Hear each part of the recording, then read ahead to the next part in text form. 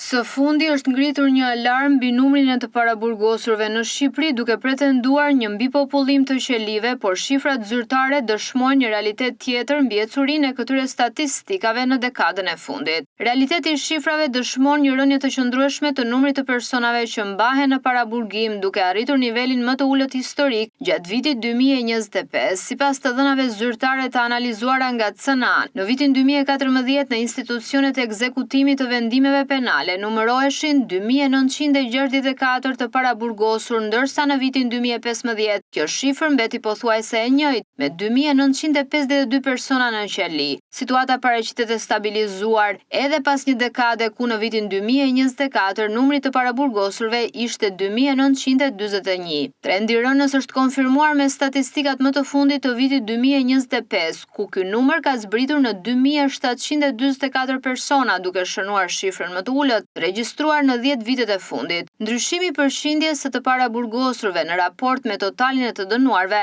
i cili ka lëvizur nga 48.29% në vitin 2015 në rreth 55.29% në vitin 2025, nuk reflekton një rritje të numrit të arrestimeve, por shpjegohet me rënien e numrit total të personave që vuajnë dënimin me vendim të formës së prerë. Lidhur me burimin e këtyre masave të sigurisë, të dhënat tregojnë se SPAK mbart vetëm 3.35% të totalit të paraburgosurve, që i korespondon rreth 100 personave të akuzuar për korrupsion dhe krime të rënda. Pjesa dërmuese e fluksit vjen nga prokuroritë e rretheve dhe policia e shtetit për vepra penale më të lehta, ndonse vihet re një ulje e rasteve për vepra si vjedhja e energjisë apo alkooli në timon, për të cilat dikur qelit mbusheshin me urdhra masiv.